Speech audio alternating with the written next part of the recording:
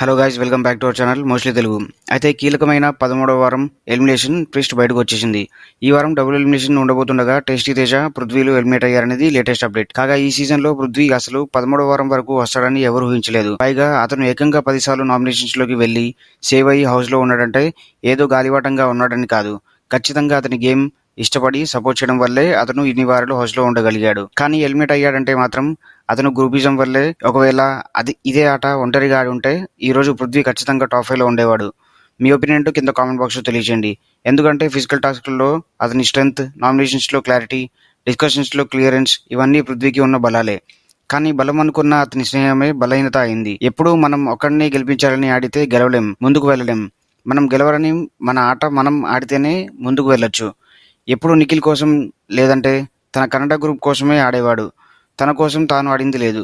పైగా నామినేషన్స్లో కూడా తన అనుకున్న వాళ్ళైనా ఎవరిని ఒక మాట అంటే వాళ్ళకి మీదికి వెళ్ళి దూసుకెళ్ళిపోవడం కూడా ఇతనిపై గ్రూప్ గేమర్ అనే ముద్ర పడేట్టు చేసింది. కొన్నిసార్లు ఫ్లిప్ అయిన, ఫౌల్ గేమ్ ఆడిన పృథ్వీ స్నేహానికి ఎక్కువ ఇంపార్టెన్స్ ఇచ్చాడు. విన్నర్ రేస్ లో ఉన్న నిఖిల్తో పోలిస్తే స్నేహానికి కట్టుబడి నిలబడే విషయంలో పృథ్వీకి ఎక్కువ మార్కులు వేయొచ్చు.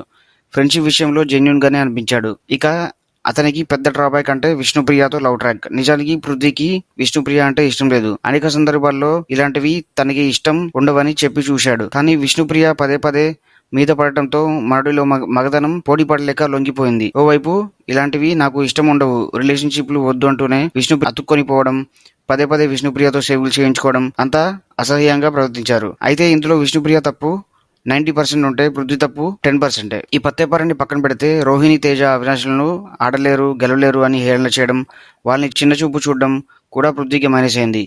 ఇతనేదో పెద్ద పోటుగాడు అయినట్టుగా వాళ్ళని హేళన చేసి మాట్లాడడం, రోహిణి గురించి బాడీ షేమింగ్ చేయడం కూడా జనాలకి నచ్చలేదు.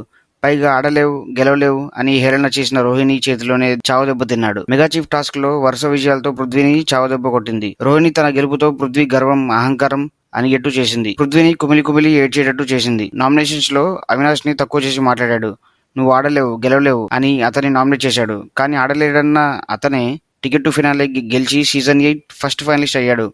ఈ రెండు గెలుపులతో కర్మ ఈజ్ బ్యాక్ అన్నట్టుగా పృథ్వీకి గెలుపుతోనే కామెడియన్స్ అయిన రోహిణి, అవినాష్లు సమాధానం ఇచ్చారు. కాబట్టి చెప్పుకొచ్చేది ఏంటంటే, నువ్వు పెద్ద పొడుగాడివి అయి ఉండొచ్చు కానీ ఎదుటి వాడిని తక్కువ చేయొద్దు. పిల్లే కదా అని గదిలో పెట్టి కొడితే అది ఏదో రోజు తిరగబడుతుంది.